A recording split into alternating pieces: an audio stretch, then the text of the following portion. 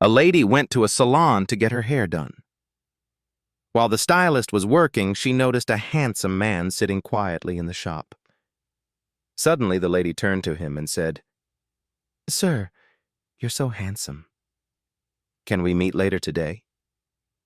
The man replied, "I'm married." The woman continued, "And so?" "You can just tell your wife you're going to visit a friend in the hospital, and from there—" The man calmly replied, "Tell her yourself. She's the one doing your hair." A young monk turns 18, leaves the monastery for the first time, and heads into town. As he's walking down the street, a hooker leans out and calls, "Hey, father! How about a little head? $10. The monk freezes. He's never heard this term before, and bolts back to the monastery in a panic. He finds one of the nuns and whispers, "Sister, what's head?" Without missing a beat, she says, $10. Same as downtown. A man is sprawled out across 3 seats at a very fancy theater. The usher walks over and says politely, "Sir, you've only paid for 1 seat. Please sit up." The man just groans. The usher, now irritated, warns, "Sir, if you don't get up, I'm calling the police." The man still doesn't move. Moments later, a police officer arrives. "All right, buddy. What's your name?" "Sam," the man moans. "And where are you from, Sam?" With pain in his voice, Sam replies, "The balcony." A man on stage gives a bold invitation. "All men who are afraid of their wives, come up here." Every man in the audience stands up and heads to the stage, except one. Impressed, the speaker turns to the lone man still seated and says, "Wow, you're not afraid of your wife." "Respect." The man replies, "Actually, my wife told me not to move from this seat until she gets back." The customer asks the waitress a simple question in front of his family. "I am in a recently opened restaurant." I overhear this conversation at the table next to me where a large family is seated. Customer, has there ever been another restaurant in this building? The place looks so familiar. Waitress, I do not know. The building has been vacant for many years.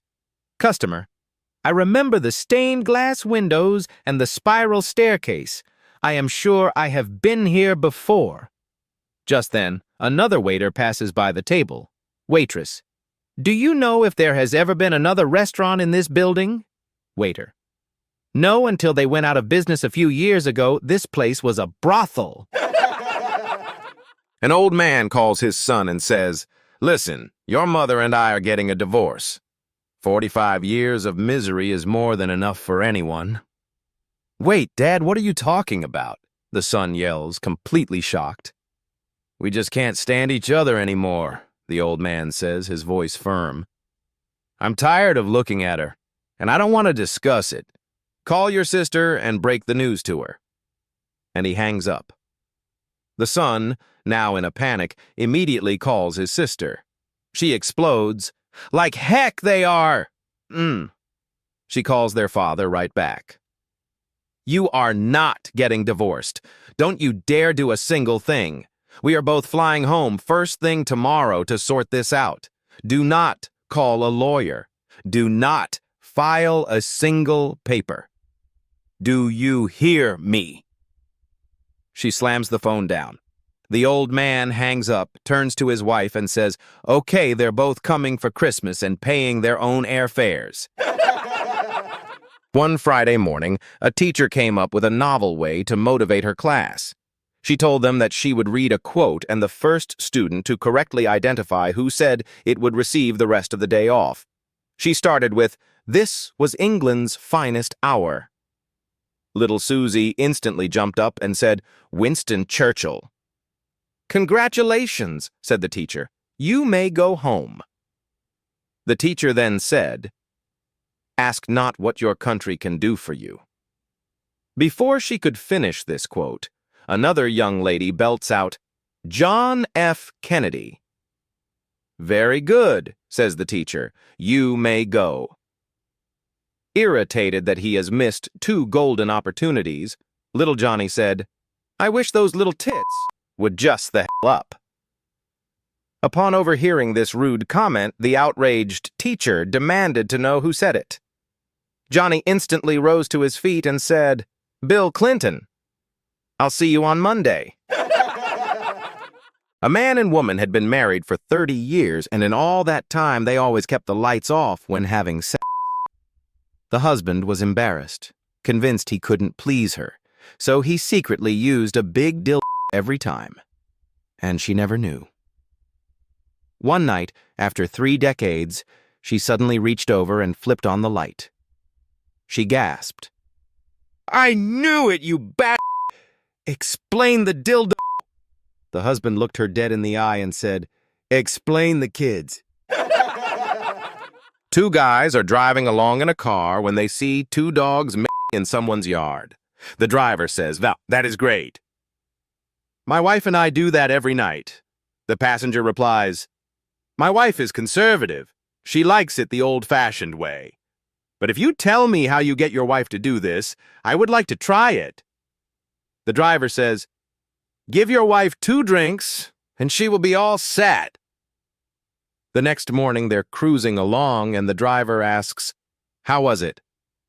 The passenger answers, "It was great, but it took my wife 10 drinks." The driver looks at him funny and says, "10 drinks?" The passenger says, "Yes. After 2, she was more than willing to make love that way, but it took her 8 more to get her out on the front lawn."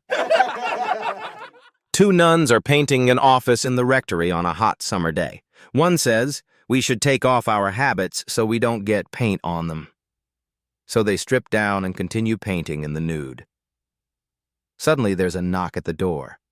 Flustered, one nun calls out, "Who is it?" A man's voice replies, "Blind man." They look at each other and shrug. "He's blind, what's the harm?" They open the door. The man steps inside, looks them up and down, and says, "Nice tits, ladies. Now, where do you want these blinds?" Little Johnny's mother sent Johnny to the store to get a loaf of bread. Johnny's is coming home from the store swinging the loaf of bread in one hand and the other hand in his pants pocket. Along come Priest Joe, and he thinks to himself, "This is a good opportunity to say something from the Bible to Johnny." He walks up to Johnny and says, "I see, Johnny, that you have the staff of life in one hand. What do you have in the other?" Johnny replies, "A loaf of bread, Father."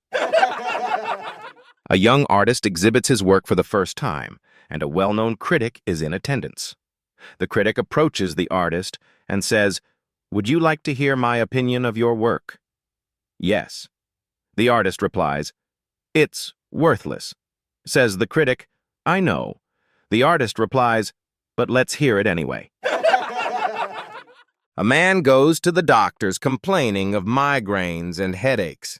After giving the man a regular checkup and running some tests, the doctor eventually returned with 3 bottles, one with blue pills, one with green pills, and one with red pills.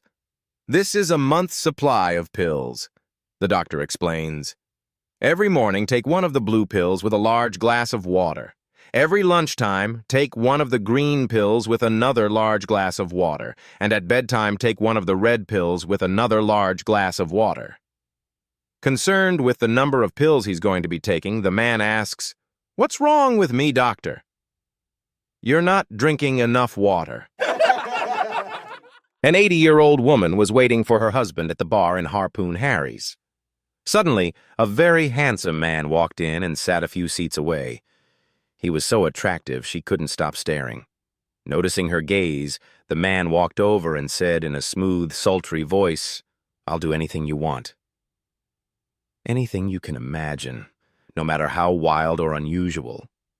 All I want is $100, but there's one condition. You have to tell me in just 3 words. The lady thought for a moment, reached into her purse, handed him $100, then looked him straight in the eye and said, paint my house. A woman comes home and tells her husband, "Remember those headaches I've had for years? Well, they're gone." "No more headaches? How?" he asks. She smiles. "Margie sent me to a hypnotist. He told me to look in the mirror and repeat, 'I don't have a headache. I don't have a headache. I don't have a headache.' And guess what? It worked." "That's wonderful," says her husband. Then she adds, "Since it worked for me, maybe you should go." Things in the bedroom haven't exactly been great lately, so the husband goes to see the hypnotist. That night, he comes home, rips off his clothes, carries his wife to the bedroom, and gives her the best time she's had in years. After round 1, he says, "Don't move. I'll be right back." He goes to the bathroom, returns, and round 2 is even better. But when he goes back to the bathroom again, his wife gets curious and follows him. There he is, standing in front of the mirror, repeating, "She's not my wife. She's not my wife. She's not my wife." His funeral will be held this Saturday. Mr. Bear and Mr. Rabbit lived in the same forest, but they didn't exactly get along. One day, as they were roaming the woods, they stumbled upon a golden frog who told them, "Since you found me, I'll grant each of you 3 wishes." Mr. Bear thought for a moment and said, "I wish that all the other bears in this forest were female." The golden frog granted his wish. Mr. Rabbit, thinking practically, wished for a crash helmet. The frog, slightly surprised, granted it. For his second wish, Mr. Bear said, "I wish that all the bears in the neighboring forests were female too." The frog waved his hand, and it was done. Mr. Rabbit's second wish was for a motorcycle. With a snap, the golden frog granted him one. Finally, for his last wish, Mr. Bear declared, "I wish that all the other bears in the world were female, leaving me the only male bear." The frog granted his wish. Then it was Mr. Rabbit's turn. Mr. Rabbit, revving his motorcycle, grinned and said, "I wish Mr. Bear was gay." And with that, he zoomed off into the forest. Mitzi and Milda were talking about their grandchildren after the holidays. Mitzi said, "My daughter-in-law stopped making my grandchildren send their thank you notes. Each year, I sent the grandchildren a card with a generous check inside. I always received a lovely thank you note. However, since my daughter-in-law stopped making the grandkids send thank you notes, I never hear from them." Milda said, "My daughter-in-law never made the grandchildren send thank you notes. I, too, send them a very generous check. However, for the past several years, I hear from them within a week after they receive it. In fact, they each pay me a personal visit." "Wow," remarked Mitzi. "I wish mine would do that." "You can, Mitzi, you can." "How?" Mitzi asked. "Simple," Milda replied. "Do what I do. Don't sign the check." A mother-in-law arrives home from the mall to find her son-in-law boiling angry and hurriedly packing his suitcase. "What happened?" she asks anxiously. "What happened?" "I'll tell you what happened. I sent an email to my wife telling her I was coming home today from my business trip. I get home, and guess what I found? Yes, your daughter, my wife, with a guy in our marital bed. This is unforgivable. The end of our marriage. I'm done. I'm leaving forever." "Calm down. Calm down, my son," says his mother-in-law. "There is something very odd going on here. My daughter would never do such a thing. There must be a simple explanation. I'll go speak to her immediately and find out what happened. Moments later, the mother-in-law comes back with a big smile. I told you there must be a simple explanation. She didn't get the email. A little silver-haired lady calls up her neighbor and says, "Could you come over and help me? I have a killer jigsaw puzzle here and I can't figure out how to get it started." Her neighbor asks, "What's the picture supposed to be when it's finished?" She replies, "According to the picture on the box, it's a rooster." Curious, he heads over to her house. She shows him the puzzle pieces scattered across the table. He takes a long look at the pieces, then at the box, then back at her. Finally, he says gently, "All right. First, no matter how hard we try, we're not going to turn these pieces into a rooster." Then he pats her hand and says, "Second, let's sit down. Have a nice cup of tea." He sighs and adds, "And then let's put all these cornflakes back in the box." A strange old lady has taken up residence in my house. I have no idea who she is, where she came from, or how she managed to get in. I certainly didn't invite her. One day she simply wasn't there, and the next day she was. She's a sneaky one, too. Manages to stay out of sight most of the time. But whenever I pass by a mirror, I catch a glimpse of her. And when I look in the mirror to check my appearance, there she is, hogging the whole thing, completely blocking out my beautiful face and figure. The nerve! I've tried yelling at her, but she just yells back. She doesn't even help out with the bills. Every once in a while, I'll find a $5 bill in a coat pocket or a few coins under the sofa cushion, but it's nowhere near enough. And though I don't want to make assumptions, I'm starting to think she might be stealing from me.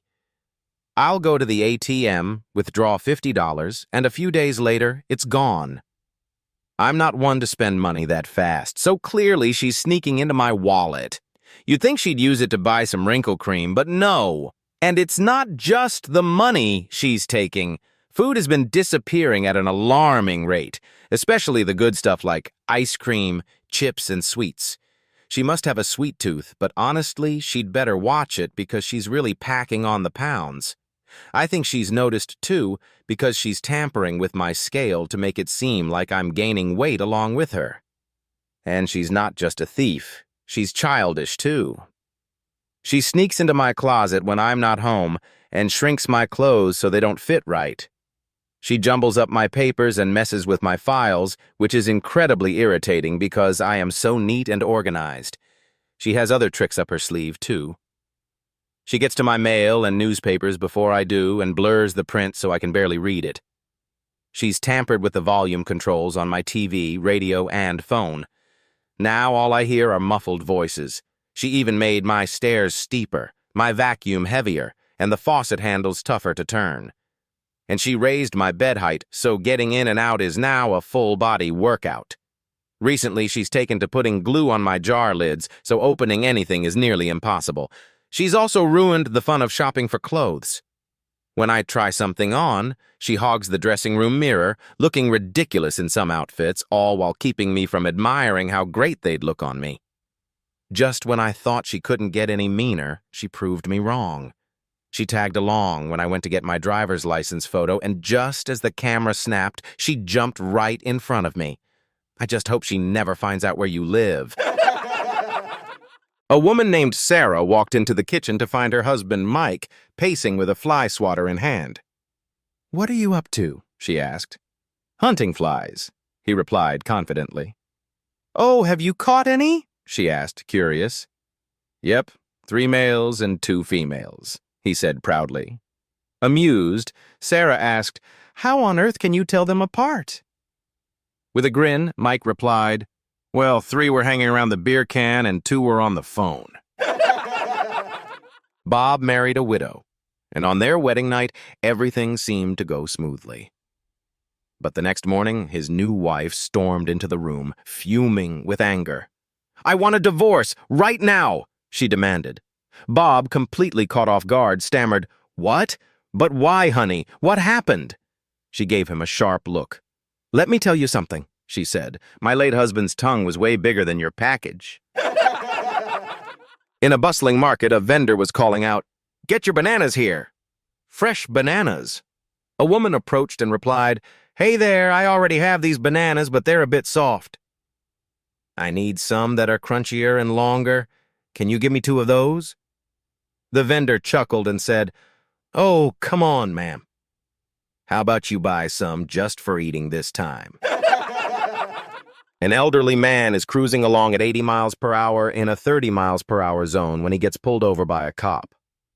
As the officer approaches, the man rolls down his window and says, "I know I was speeding, officer, but I've got a really good reason." The cop sighs. "I've heard every excuse there is, but go ahead." "I'll listen, even though I'll probably still arrest you." The man points to the woman sitting in the passenger seat and says, "See her?" The officer glances over and sees a woman staring straight ahead, her expression cold and fiery. Yeah," the officer replies. "Now look in the back seat," the man continues. The cop looks and sees an older, even more stone-faced woman, her eyes blazing. "All right, I see her too." The officer nods. The driver explains, "The woman in the passenger seat is my wife, and the one in the back is her mother. She came to visit 3 weeks ago. 9 months ago." The officer raises his eyebrows. "This morning they had a huge argument and swore they'd never speak to each other again," the man says. "So I'm speeding to get my mother-in-law home before they start talking again." The cop straightens up, nods solemnly, and says, "I didn't realize it was an emergency. I'll clear the road and get you an escort. Let's make this happen before it's too late." With all the advancements in fertility technology, an 88-year-old woman recently gave birth to a baby. After being discharged from the hospital, she returned home, and soon her excited relatives gathered around. "Can we see the new baby?" one of them asked. "Not just yet," the new mom replied. "Let's have some coffee and chat a bit first." Half an hour later, another family member asked, "Can we see the baby now?" "No, not yet," she said again. A little while later, someone else tried, "Is it time to see the baby?"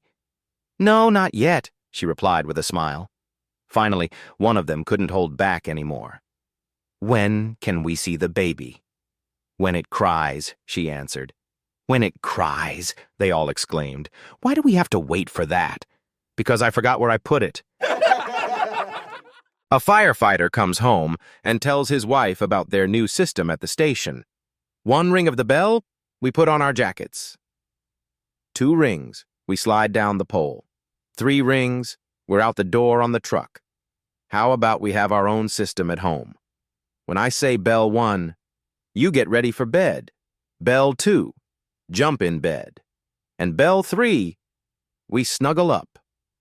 That night, he calls, "Bell 1!" She gets ready for bed. "Bell 2!" She hops into bed. "Bell 3!"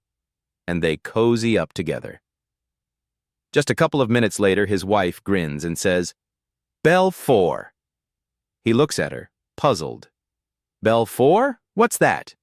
She laughs. "It means we need a little more action. This fire's not out yet." Beverly is 90 years old and has been playing golf every day since she retired 25 years ago. One afternoon, she comes home looking glum. "That's it," she tells her husband Gus. "I'm giving up golf. My eyesight's so bad now that after I hit the ball, I can't see where it went." Gus, who's 103, pours her a cup of tea and says, "Why don't you take me with you tomorrow and give it one more shot?" Beverly sighs.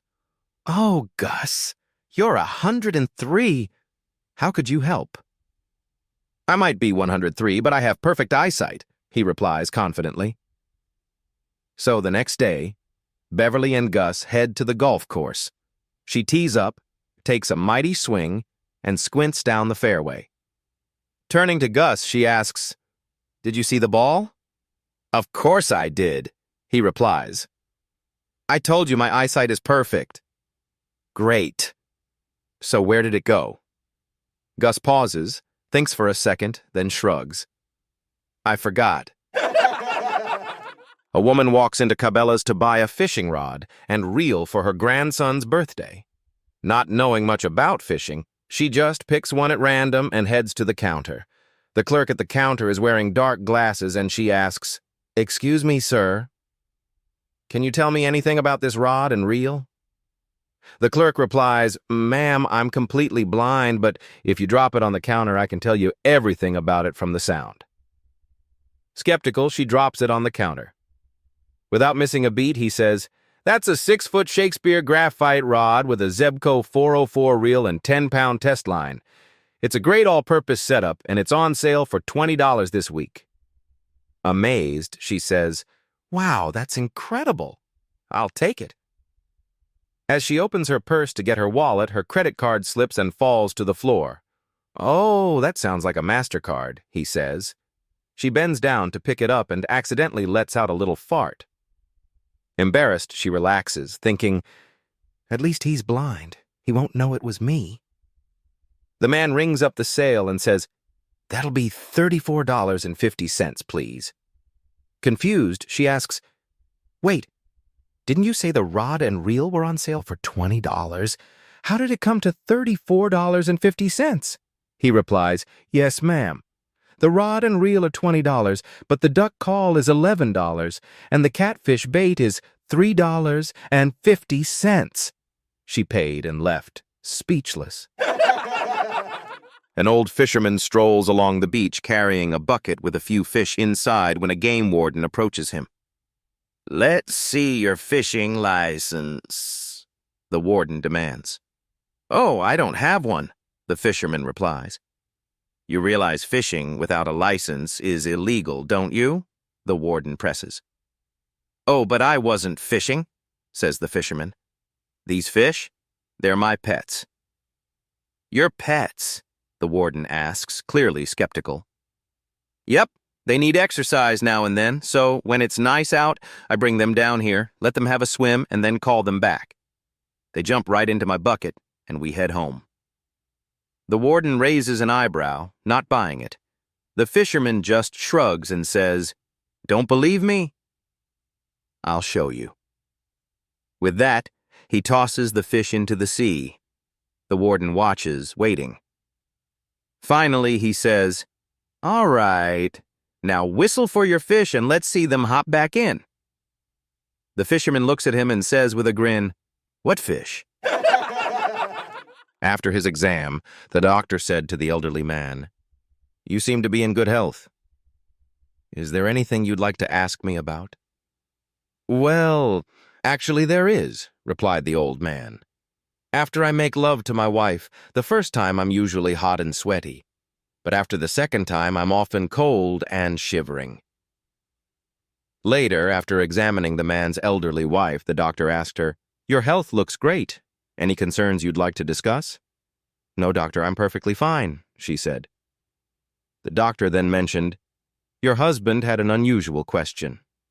He says he's hot and sweaty the first time and cold and shivering the second. Any idea why?" The wife chuckled and said, "Oh, that old fool. That's because the first time is in August and the second time is in January." A woman brings her lover home during the day while her husband is at work. Her 9-year-old son unexpectedly comes home, sees them, and quietly hides in the bedroom closet to watch. A few moments later, the woman's husband comes home early. She quickly hides her lover in the closet, not realizing her son is already in there. In the dark closet, the little boy whispers, "It's dark in here." The man, startled, replies, "Yes, it is." The boy says, "I have a football." The man, a bit nervous, says, "That's nice." "Want to buy it?" the boy asks. "No, thanks," replies the man. "My dad's outside," the boy adds. The man sighs and asks, "Fine. How much?" £100, the boy says. Reluctantly, the man hands over the money. A week later, the same scenario repeats, and the boy and the lover find themselves in the closet once again. The boy whispers, "It's dark in here." The man sighs, "Yes, it is." "I have football boots this time," the boy says. Knowing where this is going, the man asks, "How much?" £500, the boy replies. The man pays up once more. A few days later, the boy's father tells him, "Grab your boots and football. Let's go play outside." The boy replies, "I can't, Dad. I sold them." Surprised, his father asks, "How much did you get for them?" £600, the boy says proudly. The father is shocked. "That's outrageous! You took advantage of your friend.